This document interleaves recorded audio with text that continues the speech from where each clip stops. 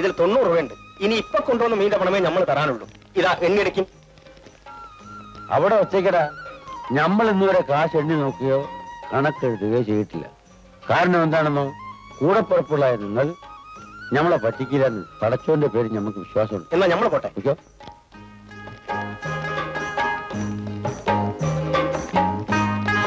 വച്ചിട്ട് പോ. മുതലാളി, കുറച്ച് ചെമ്മീനുള്ള നമ്മള് വിലക്കെടുത്തോട്ടെ. അതീ കുറച്ചുള്ള കച്ചവടം മതി. കാര്യം എന്താന്നോ, ആ ചെമ്മീനെ വലിയൊരാളിനെ കൊടുക്കാനുള്ളതാ. നീ പോ. എന്താപ്പാ ചെമ്മീനെടുത്ത് ഈ കൂടയിലാക്കും. വേണ്ടില്ലേ?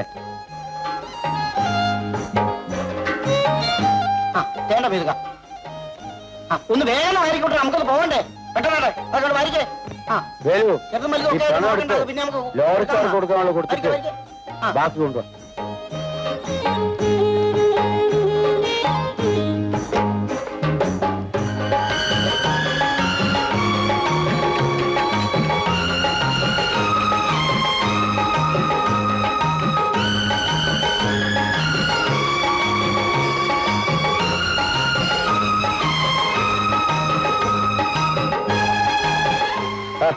ഒന്നങ്ങോട്ട് മാറി നടക്കേ. ആ പൂട്. മൊയ്തുക്ക, ഇന്ന് മുല്ലപ്പൂന് വലിയ വിലയാ. തന്നോട് ഇറങ്ങിയ വില ചോദിച്ചാ അവന്റെ വിലയായാലും ഞമ്മക്ക് പതിവായിട്ട് പൂവായിരുന്നു. മൊയ്തുക്ക എന്ന് ഈ പൂ വാങ്ങുന്നത് ആർക്ക് കൊടുക്കാനാ? ഞമ്മക്കൊരു പെങ്ങളുണ്ട്. മുല്ലപ്പൂന്ന് വെച്ചാ പ്രാണന്. ഒരു കാര്യം ചോദിച്ചാ മൊയ്തുക്ക കോപിക്കൂ? അത് ചോദ്യം കേട്ടിട്ടേ പറയാൻ പറ്റുള്ളൂ. മോൻ വലിയ ഡോക്ടറായി ഇങ്ങനെ കാറിൽ ചുറ്റുമ്പോ നിങ്ങൾ എന്തിനാ ഈ വെയിലും കൊണ്ട് സൈക്കിളിൽ വിട്ടുന്നത്? അതാണ് കാര്യം. അവന് കാറിൽ നടക്കാനുള്ള യോഗ്യതയുണ്ട്. ഡോക്ടർ ബഷീർ പണമുള്ള ചമ്പക്കത്തോക്കാരൻ മൊയ്തുവിന്റെ മോനാണ്. നമ്മള് തെരുവ് തോറും ടയറും കുത്തി വിറ്റിടുന്ന പരീതിന്റെ മോനാണ്. നമ്മക്ക് സൈക്കിളിൽ നടക്കാനുള്ള യോഗ്യതയുള്ളൂ.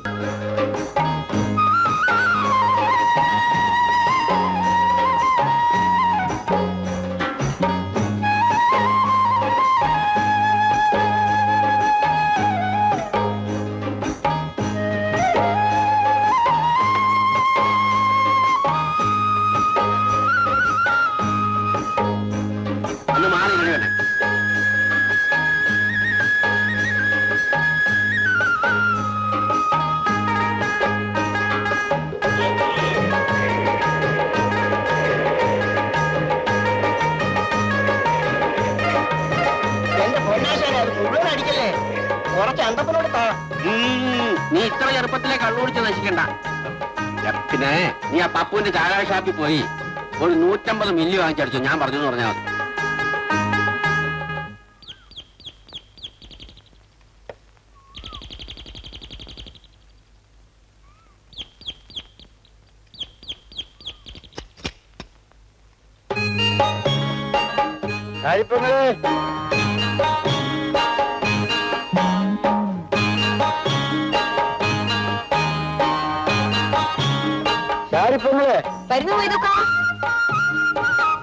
മൊയ്തുക്ക വന്ന് ഞാൻ അടുക്കളയിൽ നിന്നപ്പോഴേ അറിഞ്ഞു. അതെങ്ങനെ അറിഞ്ഞു? മുല്ലപ്പൂവിന്റെ പണം കൊണ്ട്. ഇതാ ഇത് ജഡ്ജി അദ്ദേഹത്തിന് ചെമ്മീൻ. ശങ്കരാ, ശങ്കരാ, എന്താ വിഷമേ? ഈ ചെമ്മീൻ റോസ്റ്റ് ചെയ്യാൻ പാകത്തിന് എടുപ്പ് ശരിയാക്കണം. അദ്ദേഹത്തിന് അതാണ് ഇഷ്ടം.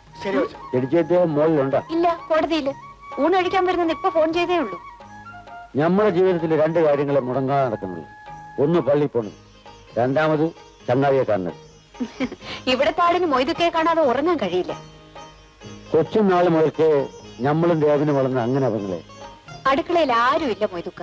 അതിനെന്ത്, നമ്മൾ വരാം. എന്നാ വാ.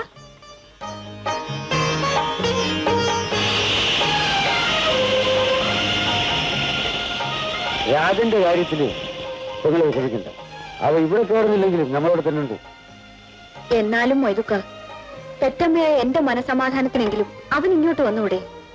ദേവൻ നേരിട്ട് വന്ന് വിളിക്കാതെ അവൻ ഇങ്ങോട്ട് വരുമെന്ന് നമുക്ക് തോന്നി. അച്ഛനും മോനും തമ്മിലുള്ള വൈരാഗ്യം ഏത് കുടുംബത്തിലുണ്ടായാലും അതൊരു ശാപമാണ് മൊയ്തുക്ക. ആ, എന്ന് പിണങ്ങിരിക്കാനാണ് പോണത്. ഒരു ദിവസം അവന്റെ അച്ഛൻ തന്നെ ചെന്ന് രാജനെ ഇവിടെ വിളിച്ചോണ്ട് വരും. ശാരദേ, ശാരദേ. ആ, അദ്ദേഹം വന്നു മൊയ്തുക്ക.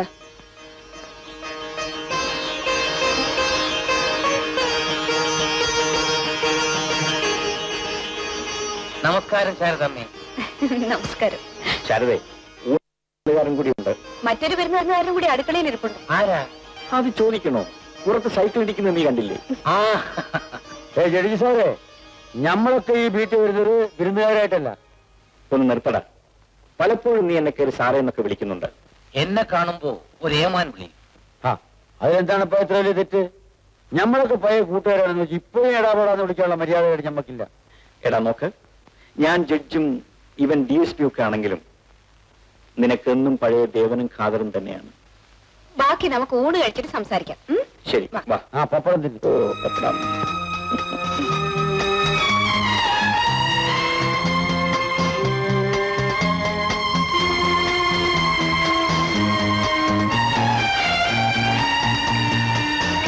എന്റെ പൊന്നു പെങ്ങളെ, ഈ കുന്ത്രാണം കൊണ്ട് കുത്തി തിന്നാൻ നമ്മ കൊണ്ട് കഴിയും. മൊയ്തുക്കയുടെ ഇഷ്ടം പോലെ കഴിക്കരുതോ?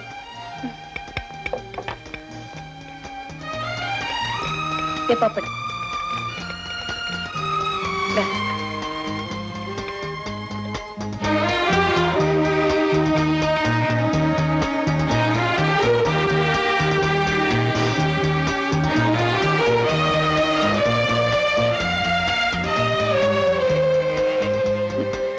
പണ്ട് നമ്മൾ പള്ളിക്കൂടത്തിൽ പഠിക്കുമ്പോൾ ഒരുമിച്ചിരുന്ന് ആഹാരം കഴിച്ചതും മൊയ്ത് പഠിപ്പുറത്ത് പോയതുമൊക്കെ ഞാൻ ഇപ്പോഴും ഓർമ്മിക്കുകയാണ്. നമ്മളെ പഠിപ്പിക്കാൻ നമ്മളെ പാപ്പാക്ക് കഴിവില്ലായിരുന്നു. അതിന്റെ മനോവിഷമം തോന്നുന്നത് നമ്മുടെ മോൻ ഡോക്ടറായപ്പോഴാണ്. അവൻ ആശയമുണ്ടെങ്കിൽ നമ്മളെ വെളിനാട്ടിലേക്കും പഠിപ്പിക്കും. ആ കാര്യത്തിൽ ഞങ്ങൾ രണ്ടുപേരെക്കാൾ മൊയ്തു ഭാഗ്യവാനല്ലേ? എല്ലാം പടച്ചോന്റെ കാരുണ്യം കൊണ്ട് നടക്കണം.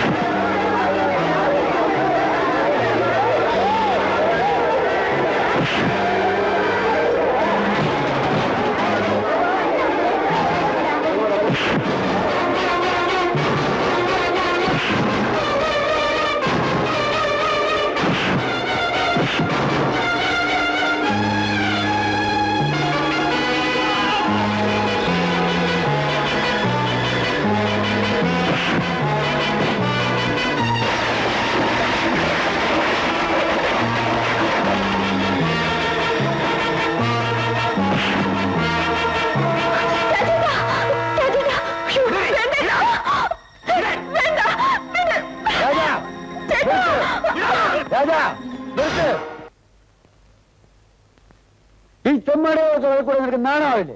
മൊയ്തുക്ക അത് കണ്ടോ? വേലു വേലു എന്താ ഇതിന്? ഈ വയസ്സിനെ എല്ലാരും കൂടെ വളഞ്ഞിട്ട് തല്ലുകയായിരുന്നു. അതുകൊണ്ടാണ് ഞാൻ ഇടപെട്ടത്. എന്തിനാ അവര് വലിയത്? അന്ന് ലോറി തടഞ്ഞ് മീനിറക്കിയതിന്റെ വൈരാഗ്യം തീർത്തതാ. അതിനാ നാക്കിൽ പകരം വിട്ടിട്ട് നമ്മളോടല്ലേ? അതിന് കഴിയില്ലാത്തതുകൊണ്ട് അവരെന്നോട് തീർത്തത്. മോളെ, നീ വേലുവിനെ പെട്ടിക്കൊണ്ടുപോകും, ബാക്കി നമ്മൾ നോക്കിക്കോളാം. രാജാ, നീ വാ.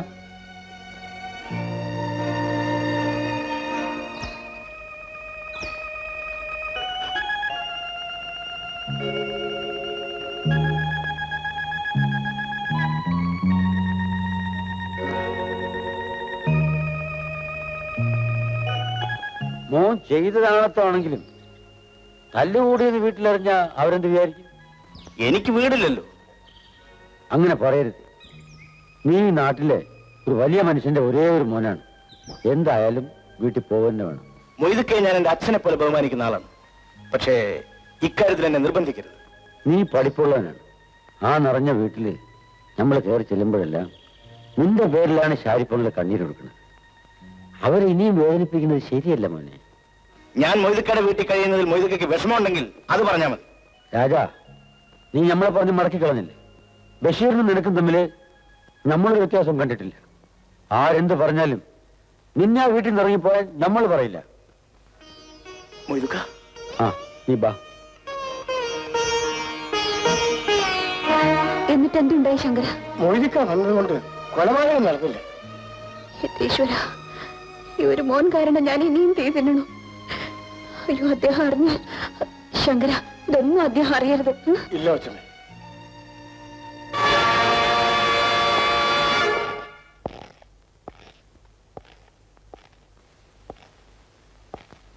നിന്റെ മകന്റെ കാര്യങ്ങൾ ഞാൻ അറിഞ്ഞു പോയതിലാണ് നിനക്ക് വിഷമല്ലേ? അവൻ തല്ലുകൂടി വിവരം ലോകം മുഴുവൻ അറിഞ്ഞു കഴിഞ്ഞു. അവൻ കാരണം എനിക്ക് തല നിവർത്തി നടക്കാൻ വയ്യാത്ത ഗതി വന്നിരിക്കുകയാണ്. വീട്ടിലിരിക്കുന്ന ഞാൻ ഇതിനൊക്കെ എന്ത് ചെയ്യാനാ? നീ ഒന്നും ചെയ്യണ്ട. പക്ഷെ ഒന്ന് മനസ്സിലാക്കണം, ഒരു ചമ്പക്കച്ചവടക്കാരന്റെ മകനാണ് ബഷീർ.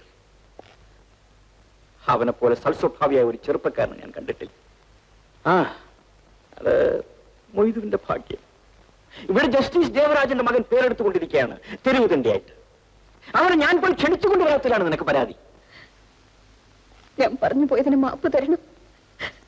അവനെ കുറിച്ച് ഞാൻ ഇനി അങ്ങോട്ട് സംസാരിക്കുകയില്ല. എങ്ങനെയോ തൊലഞ്ഞു പോട്ടെ.